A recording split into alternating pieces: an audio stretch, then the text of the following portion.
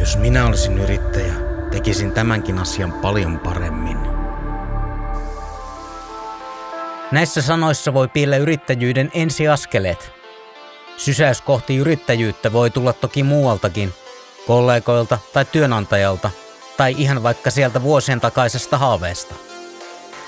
Noin 10% kaikista työtä tekevistä Suomessa on yrittäjiä, ja määrä kasvaa. Sinäkin voit olla yksi heistä. Yrittäjäksi ei tarvitse lähteä yksin. Matka kannattaakin tehdä Keuken yrityskehittäjän kanssa, joka tuntee läpikotaisin yrittäjyyden polun ja auttaa sinua hiomaan suunnitelmistasi toimivia. Yrityskehittäjän tärkein tehtävä on ohjata sinua, jotta liiketoimintasi kantaa myös yrittäjän omana palkkapäivänä. Käydään nyt yhdessä polku yrittäjyyteen. Mitä kaikkia asioita on käytävä läpi, mitä on hoidettava ja mitä mietittävä. Aivan aluksi kannattaa testauttaa oma yritysidea mahdollisimman monella. Myös puolueettomalla asiantuntijalla. Varaamalla puolen tunnin mittaisen ajan Keukesta saat nopeasti palautetta liikeideastasi. Lisäksi tiedät, mitkä ovat seuraavat stepit yrittäjyyteen, pitääkö ideaa vielä hioa vai voitko ottaa seuraavan askeleen. Meillä on helposti joko liian ruusuinen tai negatiivinen kuva asioista, jotka eivät ole meille tuttuja. Ei kannata siis jättää yrittäjyyttä väliin siksi, että joku on asialla pelotellut. Toisaalta ei myöskään kannata uskoa juttua heistä, jotka tekemättä mitään tekevät hurjasti tulosta. Tutustu siis ajan kanssa yrittäjyyteen ja oikeisiin yrittäjiin. Mitä useamman yrittäjän kanssa keskustelet, sitä monipuolisemman kuvan yrittäjyydestä saat. Kannattaa muistaa, että yrittäjyys näyttäytyy erilaisena toimialasta ja yrityksen koosta riippuen.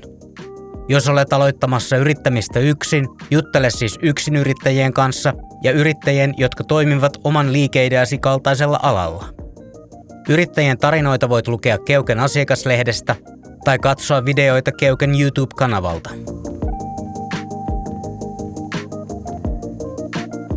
Perusteellisen liiketoimintasuunnitelman tekemiseen kannattaa panostaa, sillä se maksaa nähdyn vaivan moninkertaisesti myöhemmin takaisin.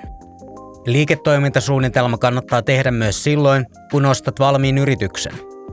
Tarvitset liiketoimintasuunnitelmaa oman yritystoiminnan suunnittelussa, mutta myös keskustellessasi ulkopuolisten tahojen, kuten rahoittajien kanssa. Huomaa, että liiketoimintasuunnitelmaa kannattaa tarkastella ja päivittää muutaman vuoden välein. Liiketoimintasuunnitelma jäsentää yritystoiminnan kannattavuutta ja menestymisen mahdollisuuksia. Siitä käy selville tuote tai palvelu, jota myyt, kenelle myyt, miten ja miksi. Suunnitelmassa on käyty läpi markkinatilanne ja kilpailijat, omat vahvuudet ja heikkoudet, asiakkaat, budjetti ja rahoitus sekä käytännön toimet. Myös mahdollisten riskien miettiminen ja suunnitelmat niihin varautumiseksi ovat tärkeitä ja kuuluvat sen vuoksi osaksi liiketoimintasuunnitelmaa. Liiketoimintasuunnitelma on erityisesti työkalu sinua itseäsi varten, jotta saat kirkastettua suunnitelmiasi ja mahdollisuutesi onnistua tavoitteellisen liiketoiminnan tekemisessä kasvaa. Keuken YouTube-kanavan Kuinka teen liiketoimintasuunnitelman video tukee sinua vaihe vaiheelta liiketoimintasuunnitelman täyttämisen kanssa.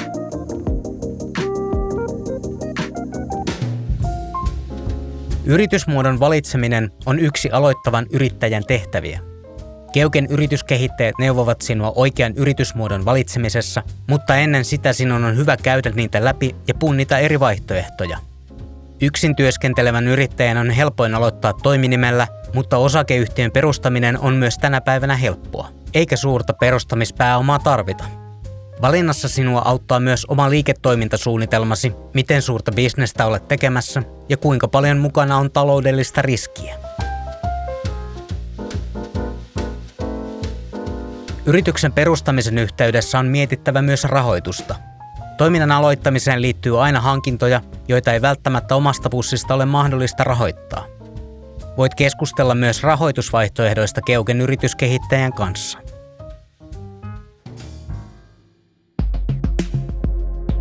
Yrittäjän täytyy huolehtia eläketurvastaan itse. YEL-vakuutuksella maksat omaa vanhuuseläkettäsi ja turvaat omaa sosiaaliturvaasi. Tarvitset varmasti myös monia muita vakuutuksia turvaamaan omaisuuttasi ja omaa tekemistäsi. Vakuutustarve riippuukin pitkälti toimialasta ja työnkuvasta. Mieti, mitkä riskit yrittäjänä kannat itse ja mitkä katat vakuutusturvalla. Uusi yrittäjä on intoa täynnä ja usein yrittämisen alkumetreillä tuntuu taloudellisesti järkevämmältä tehdä kaikki asiat itse. Hyvä kumppaniverkosto on kuitenkin kultaakin arvokkaampi. Sen lisäksi, että voit käyttää oman aikasi ja energiasi myyntiin, asiakkaiden hankkimiseen ja ydintoiminnan pyörittämiseen, ammattilainen tekee kirjanpidon, markkinoinnin ja lakiasiat tehokkaasti ja heti oikein. Hyvä kumppani osaa ajatella juuri sinun yrityksesi parasta.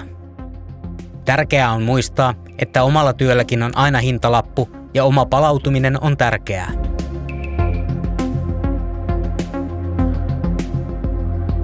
Keuken yrityskehittäjät auttavat ja sparraavat sinua yrityksesi perustamisen polulla eteenpäin.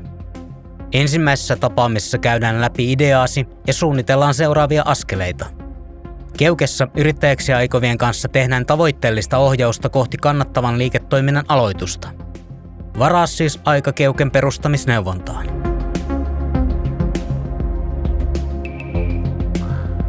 Päätoimiseen yrittäjyyteen on mahdollista hakea starttirahaa. Sen tarkoitus on turvata toimeentuloisi yrittämisen alkuvaiheessa. Starttirahasta voit lukea lisää Työmarkkinatorin nettisivuilta. Starttirahan haku ja päätökset tehdään TE-toimistossa, mutta Keuken yrityskehittäjät auttavat tarvittaessa.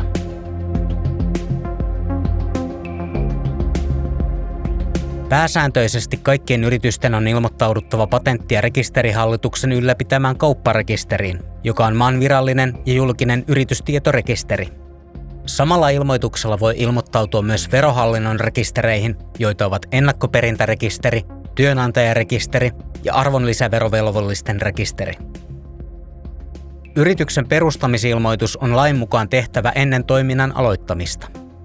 Y-tunnuksen antaa Patentti- ja rekisterihallitus, kun perustamista koskeva ilmoitus on kirjattu yritys- ja yhteisötietojärjestelmään. Tämän jälkeen voit avata yrityksellesi pankkitilin, ottaa tarvittavat vakuutukset ja sopia kirjanpitäjän kanssa kirjanpidon hoidosta. Vahvistuiko ajatus, että voisit lähteä yrittäjäksi ja perustaa yrityksen? Varaa aika tai lue lisää yrityksen perustamisesta. Keuke.fi